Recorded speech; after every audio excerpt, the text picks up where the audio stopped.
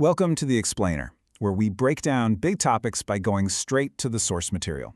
Today, we are talking about one of the biggest, most disruptive shifts in software history, the story of microservices, their rise, their hidden costs, and what's coming next. So let's just jump right in. For the last decade or so, a single idea has absolutely dominated how we build software: microservices. It was pitched as a revolution, right? A promise of freedom from these old, clunky systems. But here's the question.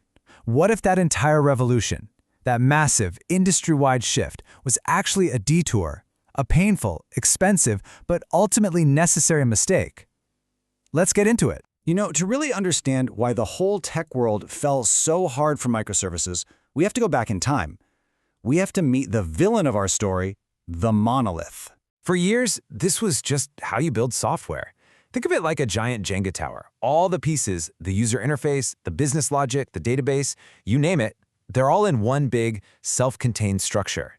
And look, when you're starting out, it's simple. It's easy to understand. Everything is developed and deployed as a single unit. But as these applications got bigger and bigger, that Jenga tower started to get really wobbly.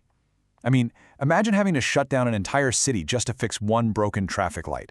That's what we call deployment paralysis. One tiny change meant you had to redeploy the entire application.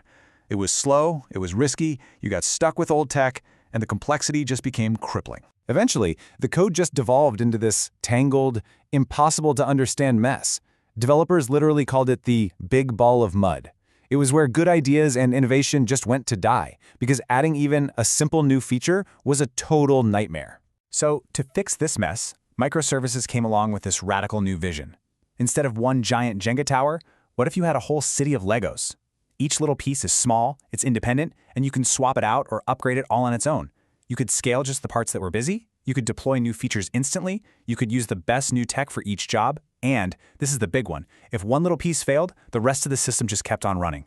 It was a vision of pure engineering freedom. And you know what? The early results from pioneers were absolutely stunning. Back in 2008, Netflix had this catastrophic database failure that crippled their DVD business for 3 whole days. After that, they went all in on microservices, and their reward?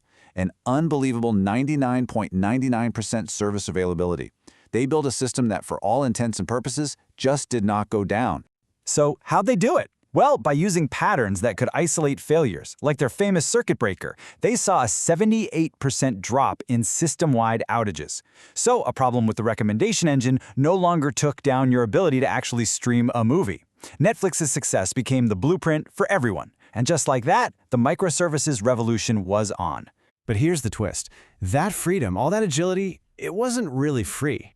It turns out it came with a very steep, hidden cost that the industry is frankly only just now starting to really get its head around. See, it turns out that when you break a single application into hundreds of tiny little pieces that all have to talk to each other over a network, you're really just trading one kind of complexity for another.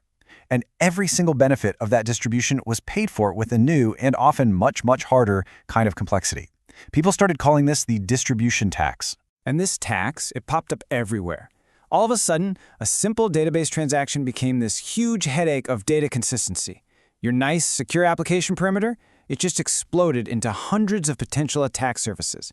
And the mental load on developers, who now had to keep this complex web of services in their heads, it was just immense. But the biggest tax of all, it was on data. In a monolith, when you place an order, it's a single, safe transaction. But with microservices, you've got an order service, a payment service, an inventory service, and they all have their own databases. To make that work, engineers had to invent these incredibly complex workarounds, like something called the saga pattern. In practice, a saga is just this fragile sequence of steps. Okay, so the order service makes a pending order. Then, the payment service tries to charge the credit card. But what if that payment fails? Well, now the saga has to trigger a compensating transaction, a whole separate piece of code whose only job is to go back and cancel that pending order. It's complex, it's brittle, and for a little while, your whole system is in an inconsistent state. For so many companies, the dream of independent services ended in this absolute nightmare, the distributed monolith. Basically, you had all the operational pain of a distributed network, the latency, the complexity, the weird failure modes, but all your services were still so tightly coupled that a change in one meant you had to change 5 others anyway. You were paying the full distribution tax and getting almost none of the benefits. And if you need proof that the tide was turning, you don't have to look any further than Amazon itself. one of the pioneers of this whole thing. In 2023, a team inside Prime Video did the unthinkable. They took one of their components, built with all the shiny, modern, serverless microservices, and they rebuilt it as a monolith. The result? It was 90% cheaper to run. Let that sink in. 90%. The entire industry started asking some very, very hard questions. And that brings us to the climax of our story.